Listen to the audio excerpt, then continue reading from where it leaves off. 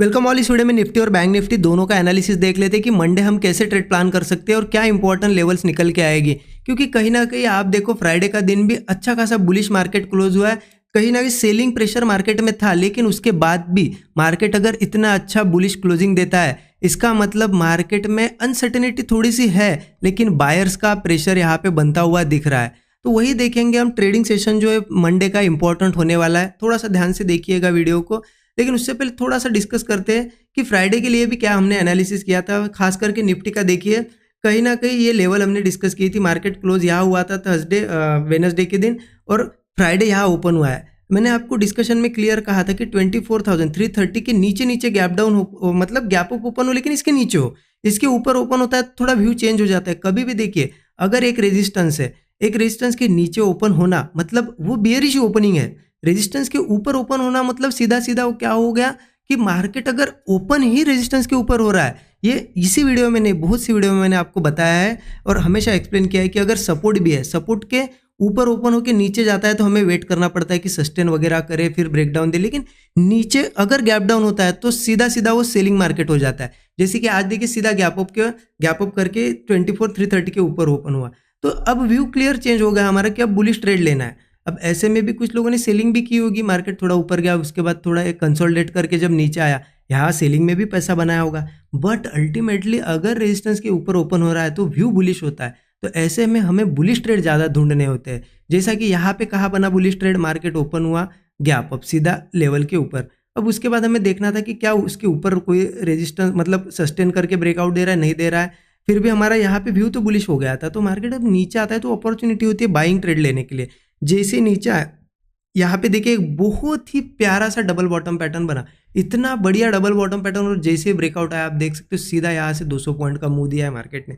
तो ये होता है यहाँ पे व्यू क्रिएट करने का फायदा कि रेजिस्टेंस के ऊपर ओपन हुआ है मतलब अब बुलिश जाएगा, नीचे आएगा तो हमें बुलिश ट्रेड लेना है। इस तरीके से यहाँ पे देखिए बहुत अच्छा ट्रेड बना और बहुत से लोगों ने आज इसका बेनिफिट लिया है। ठीक है, अब आपने यहाँ पे कमेंट में ज़रूर बताइए, कमेंट करिए, ज़रूर बताइए आपने ट्रेड प्लान किया था, नहीं किया था, व्यू का आपको कोई यहाँ पे बेनिफिट हुआ या नहीं हुआ, ज़रूर बताइए। सो दैट मुझे भी थोड़ा सा यहाँ पे चीज़ें, जब आपकी कमेंट्स पढ़ता हूँ मोटिवेशन मिलता है। और देखिए वीडियो को भी लाइक नहीं किया होगा तो ज़रूर लाइक कर दीजिए।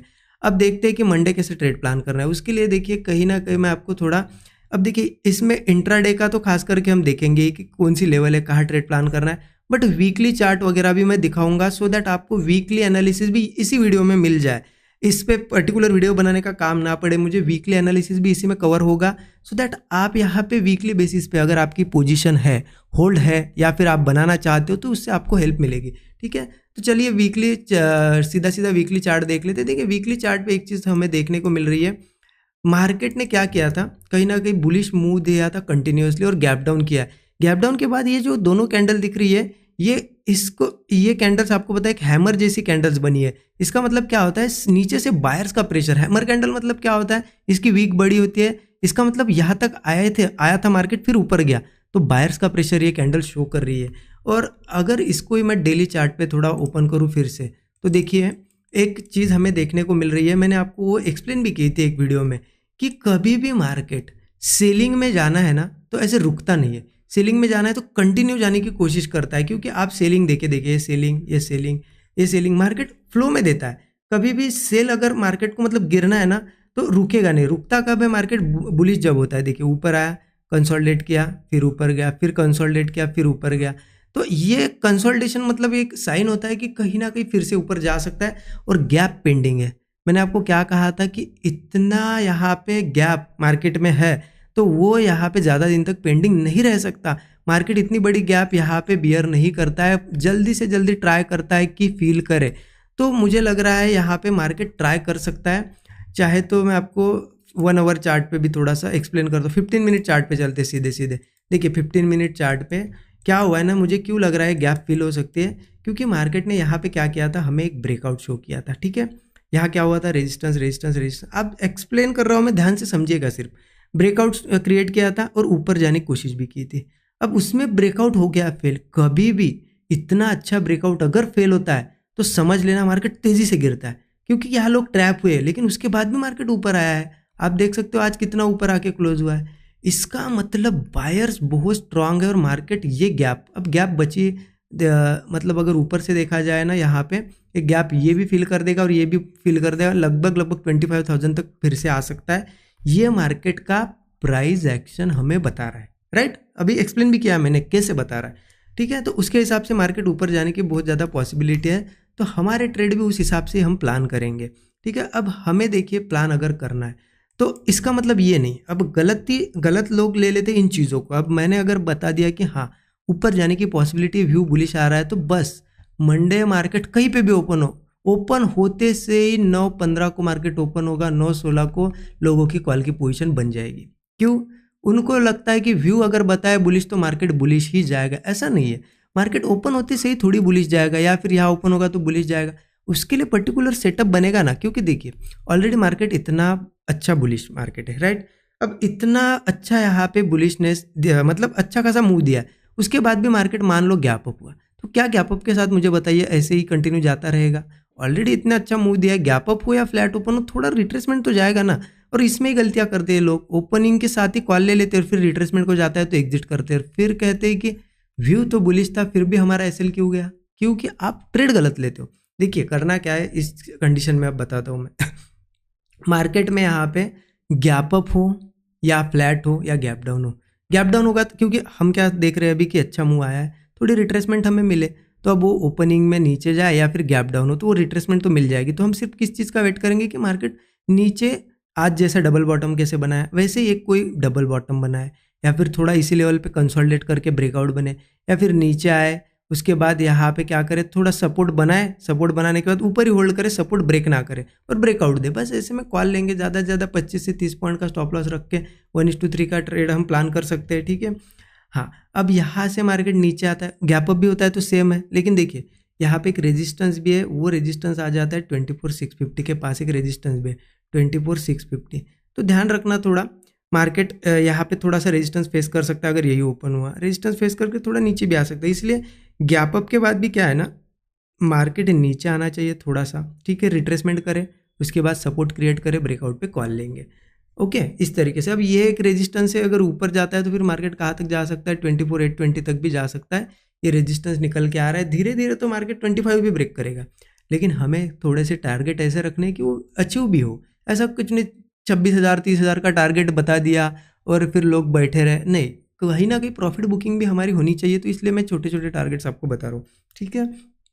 अब एक कंडीशन आ जाती है कि मार्केट ओपन होगा नीचे आएगा, अगर होल्ड करके ब्रेकआउट ना बनते हुए ब्रेकडाउन बनाए तो अभी ऐसी चीज़ें जा सकता है नीचे। लेकिन देखिए price action, weekly time frame, daily time frame सब हमें बता रहा है कि मार्केट कहीं ना कहीं बुलिश जाना चाहिए, ठीक है। उसके बाद भी नीचे जाता है तो फिर क्या होगा ना, ये पैटर्न फॉलो होगा, ठीक है। ये देखिए मार्केट में क्या है ना, इस तरीके से एक स्ट्रक्चर बना हुआ है, आप इसको थोड़ा सा ध्यान से देखिएगा। अब यही क्या होता है ना कि मार्केट नीचे आता है और एक पर्टिकुलर लेवल के नीचे नहीं जाना चाहिए, वो लेवल भी मैं बता देता हूँ आपको, 24,340 के नीचे नहीं जाना चाहिए, क्योंकि ओपनिंग के बाद 24,340 के भी नीचे जा रहा है गैप डाउन वगैरह करके, और उसके नीचे ही सस्टेन करके ब्रेक डाउन दे रहा है, तो ये पैटर्न फॉलो करेगा। क्योंकि मार्केट ऐसा जरूरी नहीं है कि ऊपर ही जाएगा, हो सकता है एक बार फिर से सपोर्ट पे आए फिर ऊपर जाए, ठीक है। लेकिन देखिए ये इस तरीके से स्ट्रक्चर क्या बना है कि ऊपर जाता है रेजिस्टेंस के पास, फिर नीचे आता है, सपोर्ट लेता है, फिर रेजिस्टेंस के पास जाता है। तो ये भी सेटअप यहाँ पे बन सकता है, लेकिन कब? जब नीचे आएगा, कंसोलिडेट करेगा, ब्रेकआउट ना बनाते ब्रेकडाउन बनाएगा तब। ऐसे में क्या कर सकते हैं हम लोग? ऐसे में सिंपल क्या कर सकते हैं, एक तो अवॉइड कर दो, क्योंकि इतनी वोलेटिलिटी में जाना ही क्यों है। लेकिन अगर लेना है तो स्मॉल क्वांटिटी में लो।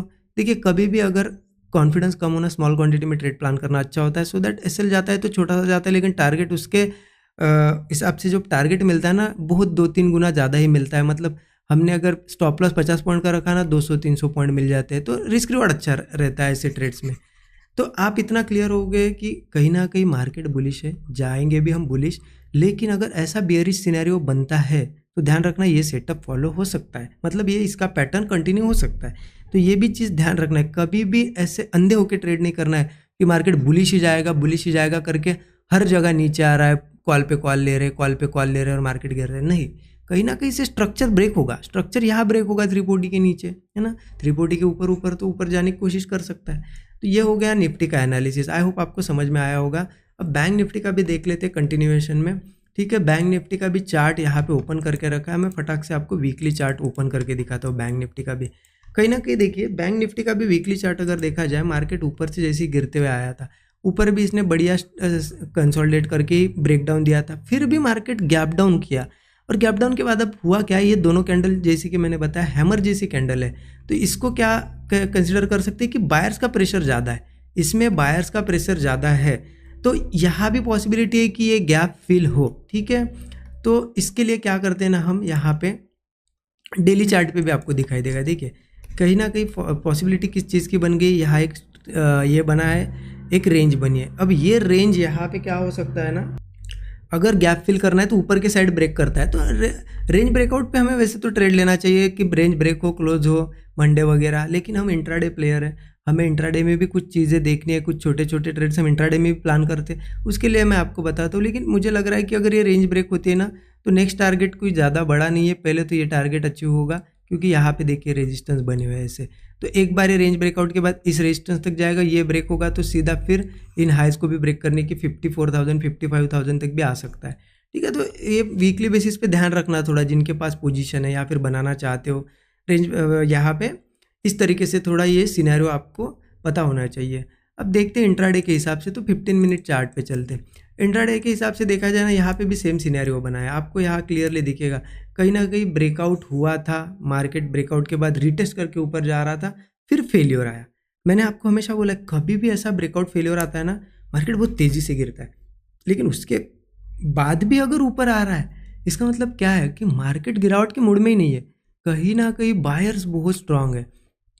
तो बैंक निफ्टी में भी खास करके हम क्या करेंगे, बुलिश ही ट्रेड प्लान करने की कोशिश करेंगे। ठीक है, अब कहाँ प्लान कर सकते हैं, वैसा ही सेम सिनेरियो रहेगा, क्योंकि मूव वन साइडेड है, तो ऐसे में गैप अप हो गैप डाउन हो, कहीं ना कहीं हम कॉल ही ले सकते हैं। सिर्फ ध्यान इस चीज़ का रखना, डायरेक्ट नहीं लेना है। ठीक है, चलो फ्लैट ओपन हुआ या गैप डाउन हुआ, नीचे भी आया, तो एक सपोर्ट क्रिएट होने दो, सपोर्ट क्रिएट होगा, डबल बॉटम से होगा, या फिर मान लेते सपोर्ट बनेगा, फिर कंसोलिडेट करके ब्रेकआउट देगा, या फिर ऐसी रेंज बना के ब्रेकआउट देगा, ऐसे में हम क्वाली प्लान करेंगे। ऊपर टारगेट मुझे एक ही निकल के आ रहा है, यहाँ पे दिखाई दे रहा है 51,350 का टारगेट दिखाई दे रहा है, बड़ा टारगेट है। ठीक है, नीचे आता है तो क्वाली प्लान करेंगे, हाँ ब्रेक डाउन देता है फिर वो नीचे जा सकता है, ऐसे में अवॉइड कर सकते हो क्लियर, क्योंकि मार्केट का प्राइस एक्शन इतना हमें चिल्ला चिल्ला कर बता रहा है कि मार्केट ऊपर जाना चाहिए, फिर भी हम अपोजिट अगर जा रहे हैं, तो कहीं ना कहीं फिर वैसे में साइडवेज या फिर कुछ ना कुछ अलग करेगा मार्केट और एसएल ले लेगा, तो उसमें हमें नहीं फंसना है। ठीक है, नीचे आएगा तो क्लियर है कि कॉल साइड का ही ट्रेड लेंगे, और गैप अप भी होता है तो ध्यान इस चीज़ का रखना। गैप अप के बाद क्या है, एक तो बहुत बड़ी रेंज बनाने दो, अच्छी खासी रेंज बनाने दो, क्योंकि अगर रेंज बनाएगा ना ऐसे ही ऊपरी लेवल पे, तो एक कन्फर्मेशन मिलेगा कि हाँ बायर सस्टेन कर रहे हैं, जैसे ही ब्रेकआउट आएगा कॉल हम ले सकते हैं। या फिर सिंपल है, थोड़ा रिट्रेसमेंट आने दो, रिट्रेसमेंट के बाद एक सपोर्ट बनाएगा, फिर इसके बाद वो सपोर्ट ब्रेक नहीं कर पाएगा मार्केट, यही कहीं सस्टेन करके ब्रेकआउट देगा, ऐसे में कॉल लेंगे। स्टॉप लॉस वही ज़्यादा से ज़्यादा 40 से 50 पॉइंट रख सकते हैं, 1:3 का टारगेट है। अभी एक टारगेट तो यही निकल के आ रहा है 51,350 का, धीरे धीरे मार्केट इसे टेस्ट कर सकता है। तो इस तरीके से निफ्टी और बैंक निफ्टी का एनालिसिस है। देखिए कंबाइन मैंने ट्राई किया है कि एक ही वीडियो में मैं आपको दोनों बताऊँ। अगर ऐसी वीडियो आपको पसंद, देखिए हो सकता है वीडियो एक बनाता हूँ 7-8 मिनट का हो जाता है, 2 बनाऊँगा तो हो सकता है कभी कभी 13, 14, 15 मिनट का भी बने। अगर आप चाहते हो कि दोनों वीडियोज़ मैं मतलब दोनों निफ्टी और बैंक निफ्टी एक ही वीडियो में मैं कंबाइन करूं डेली, तो मुझे कमेंट में ज़रूर बताइए क्या आप ऐसा वीडियो पसंद करते हो कि दोनों इंडेक्स का एक ही वीडियो में कॉम्बिनेशन आप चाहते हो, या फिर सेपरेट वीडियो चाहते हो, या आप ज़रूर कमेंट में बताइए, सो दैट आप जिस चीज़ में इंटरेस्ट